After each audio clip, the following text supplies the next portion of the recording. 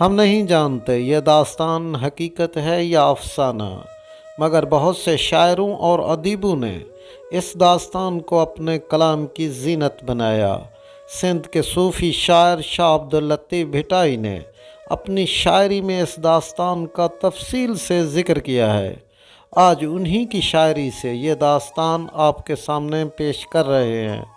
تو ناظرین، پیش خدمت ہے سسی پنو کی محبت کی لازوال داستان۔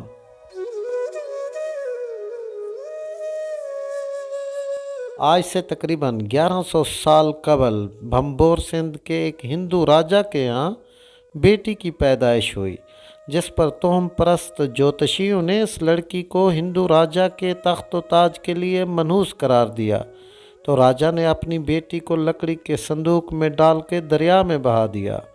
یہ صندوق بھمبور کے ایک گاؤں میں بے اولاد دھوبی کے ہاتھ لگا، جس نے لڑکی کو خدا کا عطیہ سمجھ کر اولاد کی طرح پالا۔ اس کا نام سسی رکھا۔ سنسکرت زبان میں سسی چاند کو کہتے ہیں۔ سسی جب جوان ہوئی تو اس کی خوبصورتی کے چرچے دور دور تک پھیل گئے۔ جب پنو نے سسی کے بارے میں سنا تو اسے دیکھنے کا اشتیاق پیدا ہوا۔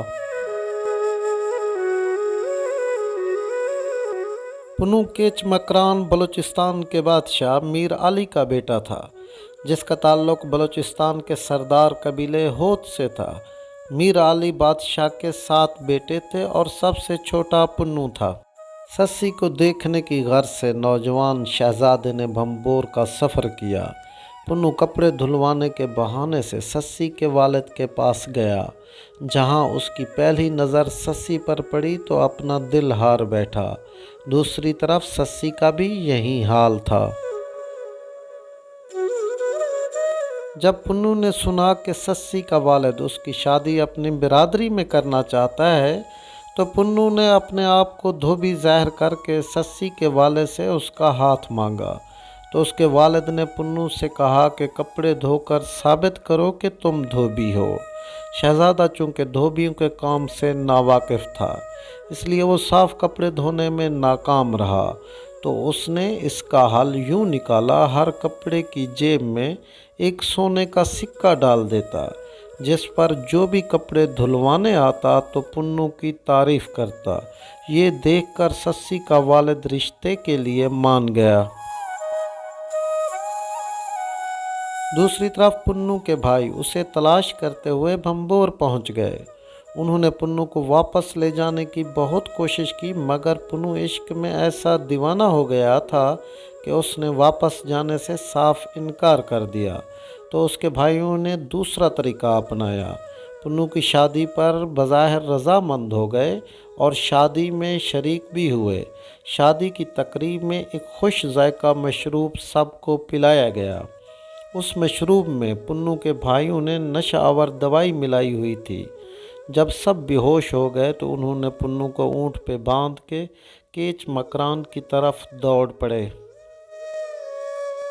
اگلی صبح جب سسی کو ہوش آیا تو وہ غم اور غصے کی کیفیت میں ننگے پاؤں کیچ مکران کی طرف دوڑی۔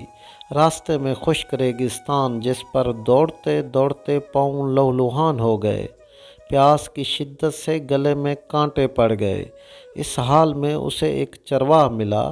سسی نے اس سے پانی مانگا۔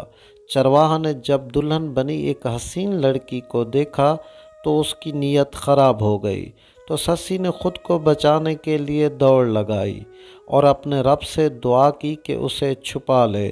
روایت کے مطابق ہے زمین کھلی اور سسی نے اس میں چھلانگ لگا دی، مگر اس کے دوپٹے کا ایک حصہ زمین کے بحر رہ گیا۔ ادھر پنو کو جب ہوش آیا تو اس نے خود کو اپنے بھائیوں سے چھڑا کر بھمبور کی طرف دوڑ لگا دی۔ تو اس کی ملاقات اسی چرواہے سے ہوئی، تو اس نے سارا ماجرا سنایا اور اسی جگہ لے آیا جہاں سسی نے چھلانگ لگائی تھی۔ تو پنو نے دوپٹے کو پہچان لیا اور روتے ہوئے خدا سے دعا کی۔ زمین دوبارہ کھلی۔